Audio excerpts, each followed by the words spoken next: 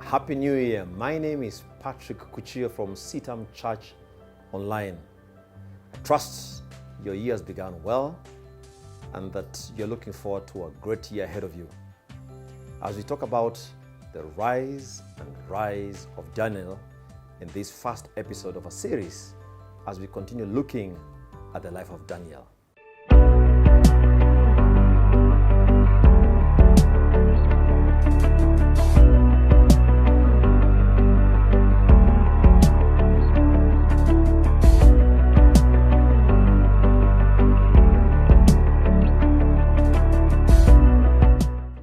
The rise of Daniel. Now, Daniel's account is this fascinating record of how an outlier against all odds rose through the ranks of leadership in Babylon, serving with distinction in 4 different administrations: Nebuchadnezzar's administration, Belshazzar's administration, Darius's administration, and finally Cyrus's administration. Daniel rose to the highest position in the civil service and had a very illustrious career spanning a period of 60 years. So one wonders, how exactly did Daniel do this? Being an outlier from the wrong tribe, from the wrong race maybe, but nonetheless defied all odds and rose to the highest position of service in government. How did Daniel actually pull this off?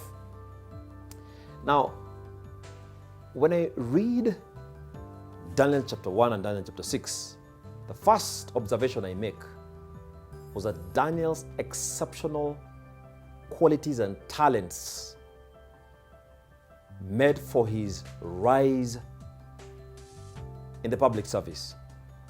You see, our talents, our skills will make for promotion, will open doors for us to get opportunities.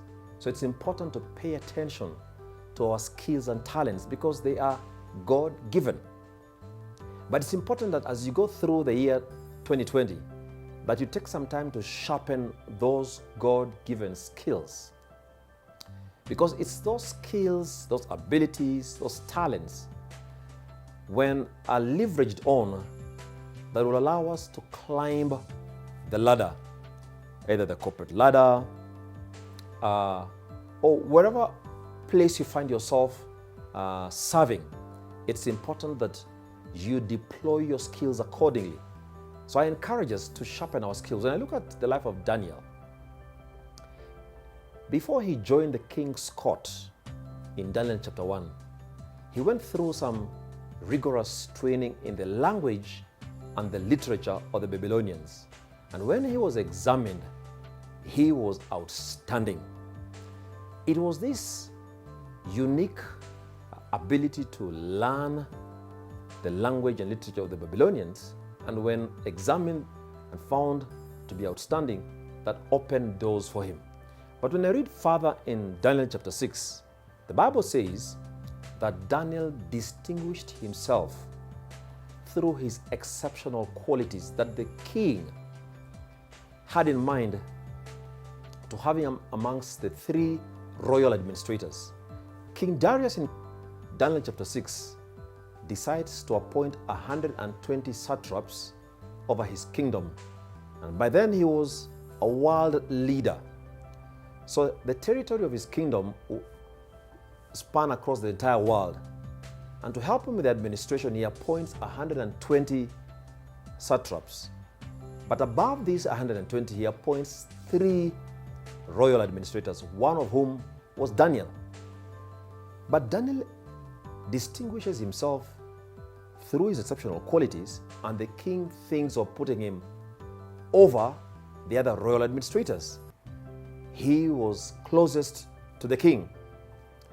And the reason why Daniel begins to rise and continues rising, firstly, is because of his exceptional skills and talents.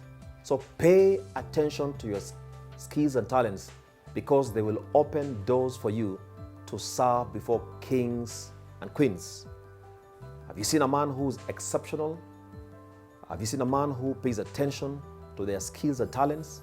I will show you somebody who is rising and rising and rising. So please, in the year 2020, pay attention to your skills and talents, because for some of us, that is what will open a door for you. But secondly, whereas Daniel's skills and talents opened doors for him to rise and rise through the corporate ladder, what kept him in high office is his character. You see, in Daniel chapter 6, the Bible says that when the king thought of setting him above the other royal administrators, above the other satraps, the other advisors, his colleagues hatched a wicked scheme, an envious scheme against him. First of all, they were determined to see whether there's any sense of corruption in Daniel's leadership. They examined him and found no corruption in his conduct of government affairs, for he was neither negligent nor corrupt. He was clean. That these colleagues of his decided that the only accusation they could raise against Daniel was that he was devoted to God. I thought that was very intriguing. That when they examined Daniel for corruption, for negligence in his conduct of government affairs, the only charge they could bring against Daniel was that he loved his God, that he was committed to his God, that he was religious, that he was devoted to God. That was the only charge. In other words, he was a man of clean character. He was a man that was beyond reproach. You see, it's been said that your talent will open a door for you and actually will help you climb the corporate ladder. But what will keep you in high office may not be your talent.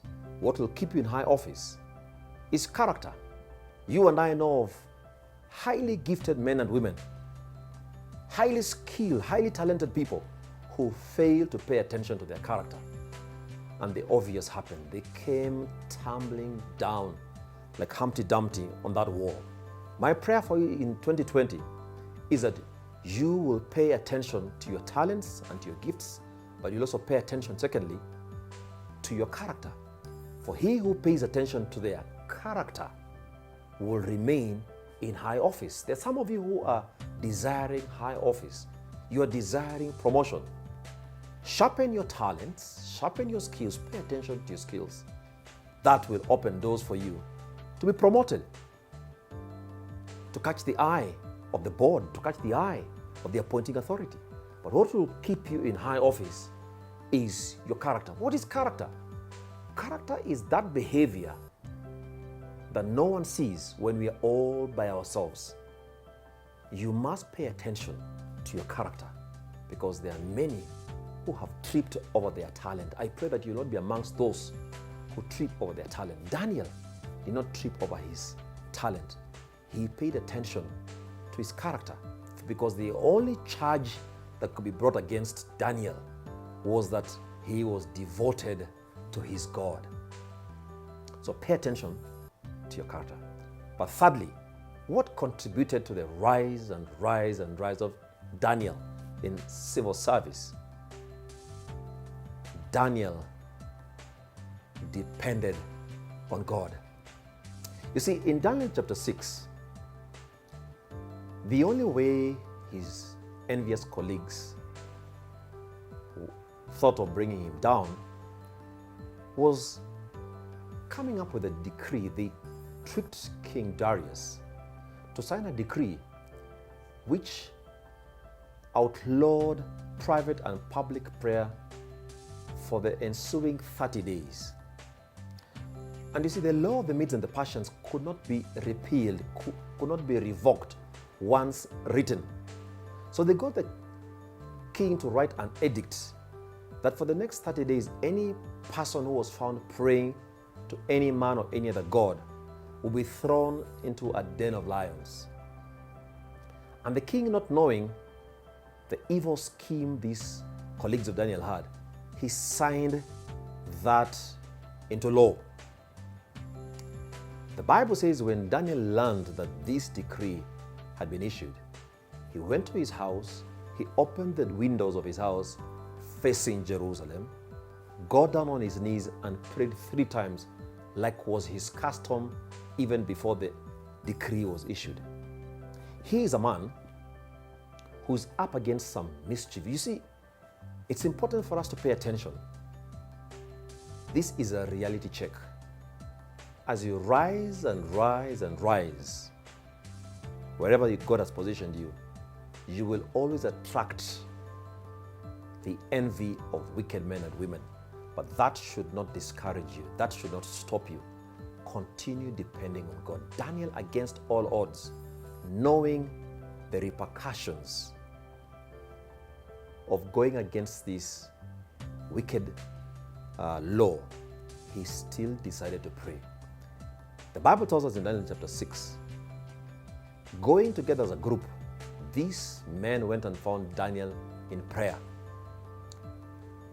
And they took the evidence and went to the king and said, "O king, live forever. Didn't you issue a decree that if any man or woman is found praying to any man or to any other god other than the king, the next 30 days will be thrown into the den of lions?" King, remember that the law of the Medes and the Persians cannot be revoked. We have found a man, Daniel, one of the exiles from Jerusalem. He does not pay attention to you nor to the decree that you've issued.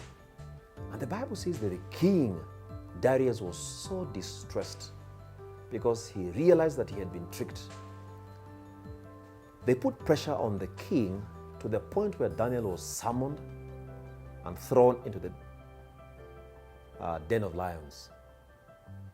But Daniel, who depended on God, was up against what you'd otherwise have said an impossible situation.